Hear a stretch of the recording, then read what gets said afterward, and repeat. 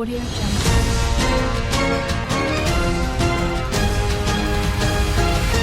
Audio Jungle. Isroil hujumga tayyorlanmoqda. Asosiy zarbalar uchun AQSh ruxsati kutilmoqda. Isroil mudofaa vaziri Isroil Katz 23-aprel kuni mamlakat Eronga qarshi jangovar harakatlarni davom ettirishga tayyorligini va nishonlar belgilab olinganini aytdi. Vazirning so'zlariga ko'ra, Isroil Eronning yangi oliy rahnamosi Mujtabo Xamanaiy va energetika obyektlarini nishonga olish uchun AQShdan yashil chiroq ruxsat kutmoqda. Sahar ham mudofaa, ham hujumga shay. Isroil Eronga qarshi urushni davom ettirishga tayyor.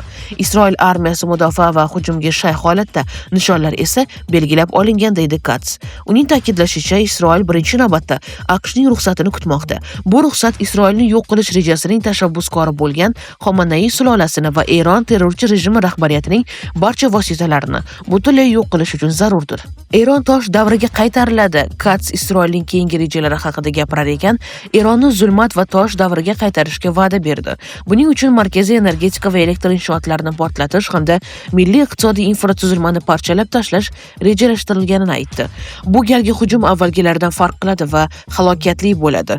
Eron terrorchi rejimi hozirgacha uchramagan zarbalarga duch keladi. Mamlakatning eng og'riqli nuqtalariga poydevorni silkitadigan va qulatadigan zarbalar beriladi, deya qo'shimcha qildi mudofaa vaziri. Uning ta'kidlashicha, Eron hozirda juda og'ir ahvolda bo'lib, uning rahbariyati tunnellarda yashirinib yuribdi.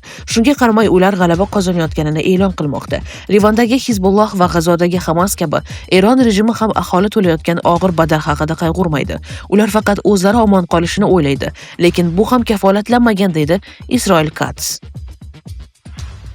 Hormuz bo'g'ozi muqobili taklif qilinmoqda. Endi Dubay transport va logistika markaziga aylanishi mumkin.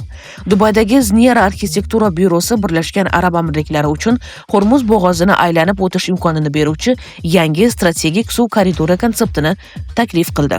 Mualliflar g'oyasiga ko'ra, ittifoq bo'g'ozi deb nomlangan mazkur dengiz o'ziga xos milliy tayanch vazifasini bajarishi mumkin. U savdo barqarorligini ta'minlash, iqtisodiyotni diversifikatsiya qilish va butun yo'nalish bo'ylab yangi shahar hududlarini rivojlantirishga xizmat qilishi mumkin. Zniera xodimlari bu haqda shunday deydi: Tobora murakkablashib borayotgan global voqelik sharoitida masala endi faqat o'sishda emas, balki nazorat, izchillik va uzoq muddatli pozitsiyalashuvda hamdir.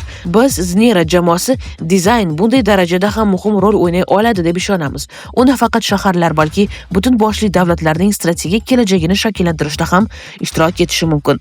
Hormuz bo'g'ozi Umon va Eron o'rtasida joylashgan bo'lib, Fors ko'rfazini Umon ko'rfazi va Arab dengizi bilan bog'laydi. Uning chuqurligi va kengligi hatto eng yirik neft tankerlarining ham o'tishiga imkon beradi. Hormuz bo'g'ozida operatsiya kuchaytirilmoqda. AQSh dengiz kuchlari yuqori tayyorgarlikka o'tdi. Donald Trampning topshiriqlariga ko'ra, Hormuz bo'g'ozida minalardan tozalash ishlari 3 barobargacha jadallashtirildi. AQSh prezidentining ushbu bayonoti Trust Social ijtimoiy tarmog'ida e'lon qilingan.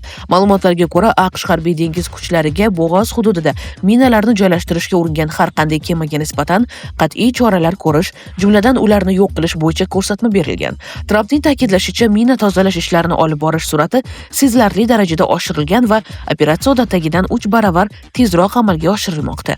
Shu bilan birga u ushbu jarayonni jadallashtirish bo'yicha qo'shimcha topshiriq berganini bildirgan. Avvalroq Pentagon mutaxassislari Hormuz bo'g'ozini to'liq minalardan tozalash ishlari kamida 6 oy davom etishi mumkinligini ma'lum qilgandi.